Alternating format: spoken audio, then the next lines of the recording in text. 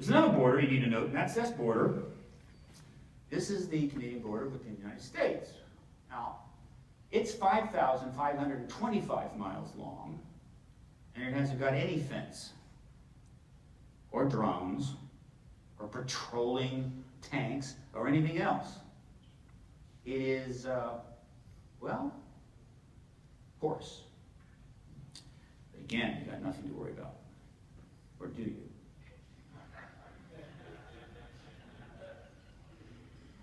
Let me introduce you to the Denver International Airport. Okay? This is one of the most interesting airports in the world. I happened to live in Denver the entire time it was built. It took forever to build. All right? It is vast. It is out in the middle of nowhere, many, many miles outside of Denver, Colorado, in the middle of the country, just east of the Rockies. It ran over about 2 years, and in those 2 years, we heard every excuse there was, this, that, and whatever. It was costing a fortune, which is why they were getting a lot of heat, taxpayers and all that. The silliest excuse I ever heard was, well, the reason it's taken so long is because we can't get the baggage system to work. Right? The baggage system is not going to work. Give us another year, we'll get this. Okay? And then the rumors started to develop. Rumors are leaking out, And I was paying attention. And because I was there during the whole thing, I already smelled a rat. This is, and I could give you a lot of, I could point to a lot of stuff, but this is the fun. I gotta go here. This is a mural from the Denver airport. Some of you have seen this. There are a number of murals in the Denver. These are huge, by the way. These are very huge murals. And let me say with high confidence, that these murals in the Denver airport are unlike any murals in any airport ever in the world, right? And more importantly, there is no way in hell they should be there, all right? It's just no way in hell, all right? It'd be like, we'd be like taking a cruise on some, ocean, one of those great cruise ships, and everywhere you go, they got giant pictures of the Titanic sinking, And then there's Ebola, murals, and other diseases, and whatever, and lectures on communicable, No, that's not what happened.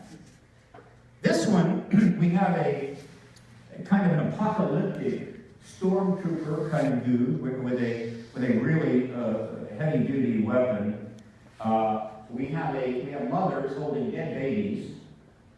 We have a dead child here, other dead children with a teddy bear, and the stormtrooper is stabbing a double feast with a giant scimitar. Now, look, you're walking through the Denver airport, you got 2 bags, your wife and 3 kids, all right? And, you kind of stop for a rest, and the kids turn around, and they're seeing, the double feast being killed with a scimitar and dead children, in the airport, on their way to get frozen ice cream. Interesting, right? Interesting. That's just one. Now, let's look at another example. This one is interesting. This huge, massive mural includes essentially apocalyptic fire burning down, I don't know what. It's got a penguin in a glass case. It's got children that are clearly in distress over what could be a dead animal. So maybe you got an environmental thing going, right? If I already lost mine, I think I lost mine. This is a better battery. Not very much. And then, we have a dead child in a coffin. We have another dead woman in a coffin here. Okay. That's your murals in the Denver airport. What in the hell is going on here? It's art. Oh, I don't know who did the murals. I actually don't think they signed them. I think they immediately went into witness protection program. So they did. Well, lesser man. Okay. I contend, and I am pretty confident, that the reason those murals are in there and the reason the Denver airport has had such an extraordinary past is because in that area, underground, is a vast multi-billion-dollar complex that was built to house the United States government, its judiciary, its legislative, and its executive branches, the whole enchilada and their families. Now, other aspects of government, the more mundane things, Department of Agriculture, whatever, could be any number of places, but that is for there. Okay. Now, why would they do that? Why would they do that? Well, let's shift topic again. In 2009, a documentary was aired on the History Channel and then disappeared. One-shot deal.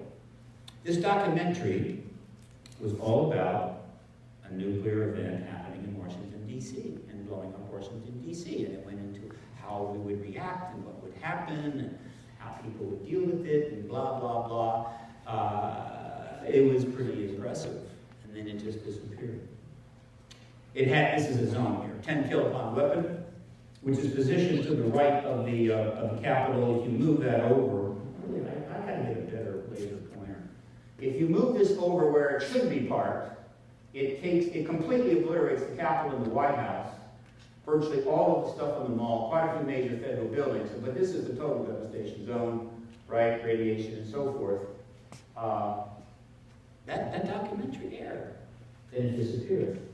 2 years later, however, another documentary emerged in June 2011 called Countdown to Zero.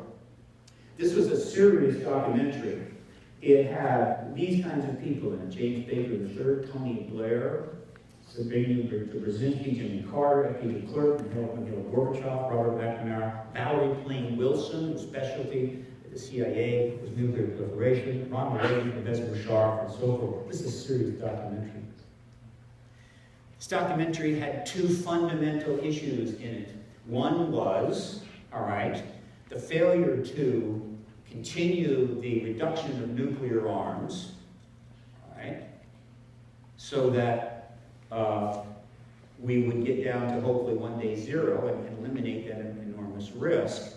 But a significant portion of this documentary talked about the fact that we simply don't have an inventory of the nuclear weapons out there, once you include tactical shells, MIRVs, suitcase nukes, and other possible materials. We just don't have it, and we don't know.